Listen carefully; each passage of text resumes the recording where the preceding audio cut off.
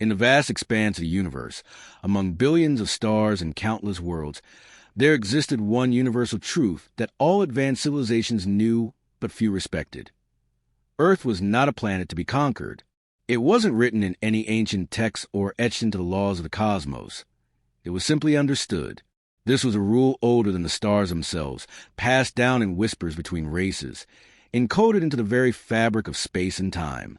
Earth was a sanctuary, a place of incredible potential that must remain untouched by the hands of conquerors. For eons, this unspoken law had kept Earth safe. Advanced species, who had mastered space travel and evolved beyond anything humanity could imagine, had watched in the shadows, studying the humans who walked the planet's surface. They admired Earth's raw beauty, its vast ecosystems, and, above all, its ability to nurture life. Yet, no matter how far advanced these civilizations were, none had dared break the cosmic law. It wasn't that these species couldn't conquer Earth. They could, but the cost of violating this sacred rule was far too great. Any attempt to dominate the planet had always been met with unforeseen consequences, a deep and mysterious force that protected the very soul of Earth.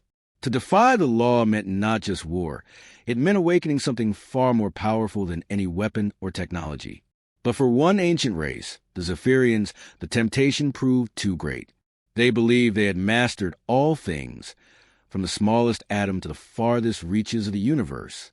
Conquering Earth was no longer a matter of if, but when. They arrogantly dismissed the old warnings. And so, they arrived on Earth, believing they were above the ancient rule, unaware of the disaster their arrival would unleash. The Zephyrians were a race of unmatched power and intellect, their ships gliding effortlessly through the cosmos, unseen and unstoppable. They had conquered many worlds, subjugating civilizations with their superior technology and ruthlessness. To them, the law of not touching Earth was a relic of the past, an outdated superstition upheld by primitive cultures. They believed that no planet was beyond their reach, and Earth was simply the next in line to be brought under their control. Their arrival was like a storm on a calm ocean. The Zephyrian fleet descended through the sky, their massive, sleek ships blocking out the sun as they approached the atmosphere. Each ship was a marvel of engineering, a deadly weapon in the form of a colossal, glistening spacecraft. Their arrival was not subtle. It was a declaration, a signal that they had come to claim what they believed was rightfully theirs. At first, the Zephyrians watched from the edge of Earth's atmosphere, studying the planet below. They marveled at its beauty, its vast oceans, lush forests, and sprawling cities. But more than that, they saw a planet of untapped resources, a wealth of life waiting to be harnessed and controlled. The humans below seemed so insignificant in comparison to their own civilization. The Zephyrians were convinced that Earth could be molded, its inhabitants turned into tools for their grand designs. When they finally made contact, they did so with the confidence of conquerors. A transmission beamed to every corner of the world, their voices crisp and cold as they announced their presence. They demanded Earth's immediate surrender, offering no negotiations, no compromise. They had come to claim the planet, and they would stop at nothing to do so. Humanity, in all its diversity and defiance, responded as only humanity could, through resistance. But it was clear that the Zephyrians had vastly underestimated the humans they sought to control. The alien invaders may have had advanced weapons and technology, but they had no understanding of the force they were about to awaken. The Zephyrians, however, were undeterred. They believed they could crush any opposition in moments. Their military might was unrivaled, their weapons far more advanced than anything humanity had ever seen. To them, Earth was a stepping stone, a planet to be reshaped, to be molded into something more useful. But in their arrogance, they ignored the most crucial element of all. Earth was alive, and its survive was stronger than any technology the Zephyrians could deploy. The first sign that Earth would not yield to the Zephyrians came not in the form of military resistance, but in the deep, unyielding force of nature itself. The ground beneath their feet trembled, as if the planet had felt the weight of their invasion and was beginning to stir. The sky, once clear and calm, darkened. Thunder rumbled, not from any natural storm, but as if the very atmosphere was reacting to the presence of the Zephyrian ships.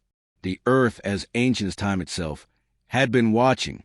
For eons, it had known of the cosmic law that kept it safe, hidden away from the eyes of invaders. The planet had long held the guardians of its soul, hidden deep in its oceans, buried in the dark forests, and locked away in ancient temples. These were the protectors, not of humanity alone, but of the planet itself. They were the ancient forces of Earth, born from its deepest secrets, beings of nature, power, and mysticism who had waited, hidden and ready, as the Zephyrians advanced. They failed to comprehend the true nature of the planet they sought to control. They believed Earth to be a mere rock, full of primitive life forms to be subdued. But as their ships broke through the clouds, the land reacted. The ocean stirred in waves so massive they seemed to stretch toward the sky. Forests suddenly grew with a speed that defied nature, and the mountains trembled, as if flexing their muscles after eons of dormancy. The first direct confrontation came when the Zephyrians tried to land on Earth's surface. As their ships touched down, they found themselves facing not only the humans, who fought with desperation and valor, but something far more terrifying. The land rose up against them. Towering trees bent and twisted, roots breaking to the ground like serpents, creating barricades around their landing zones. In the air, birds and creatures from the wild seemed to rally against the invaders, creating a chaotic storm of winged fury. The Zephyrians fired their weapons, confident in their ability to destroy these primitive forces. But each shot was met with resistance. The trees absorbed the blast. The earth itself seemed to bend and shift, and the very air grew heavy with energy.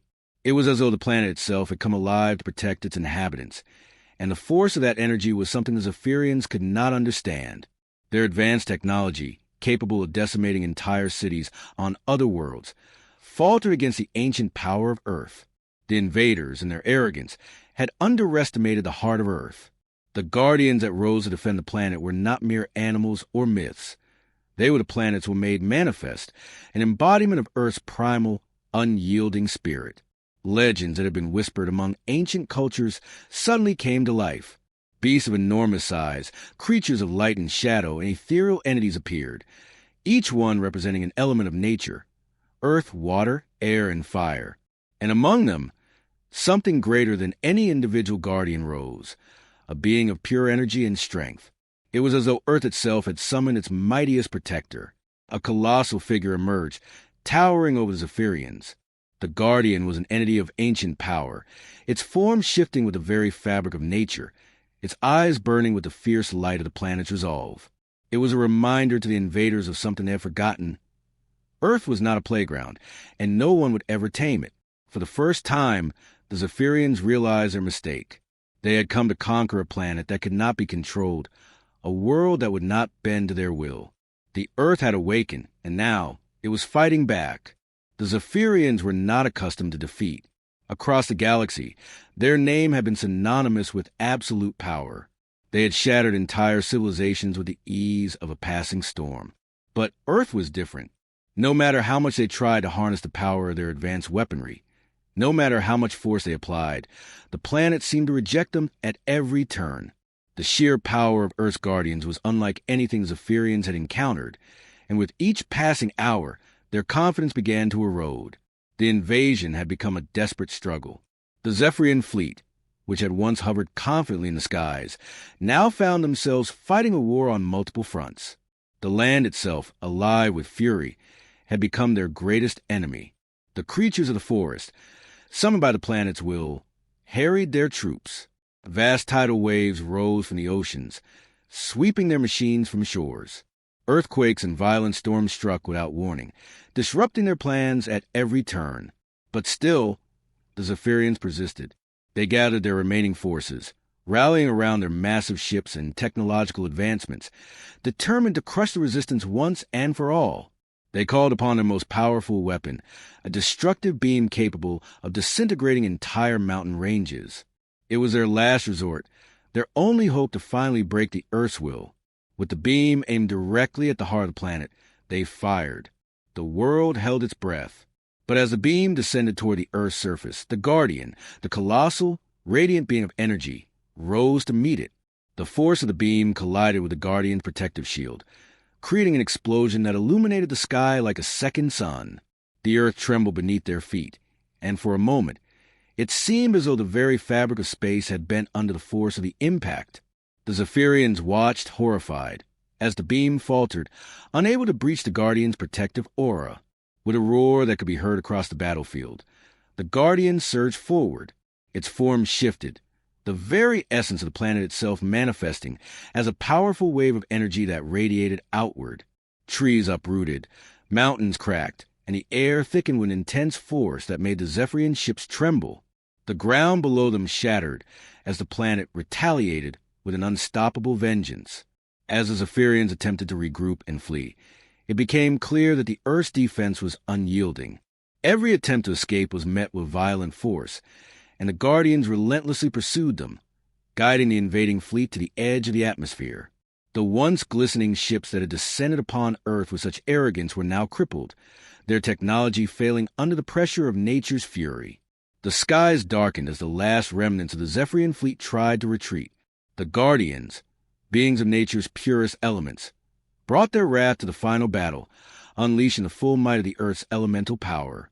A final wave of energy surged from the ground, pushing the alien fleet away from the planet, sending them hurtling into the depths of space. The Zephyrians had underestimated the one thing that no technology could ever overcome, the heart of Earth itself. As the last of their ships vanished from sight, Earth fell silent. The storm of conflict dissipated, and a calm, overwhelming peace settled over the land. The Guardians retreated back into the depths of the planet, their presence fading, but the message they sent would echo across the cosmos for millennia to come. Earth was not a planet to be conquered. It was a living, breathing entity, and would never be a playground for those who thought themselves above its power.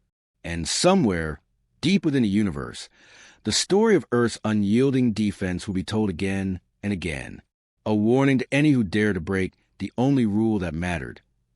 Earth is not yours to take.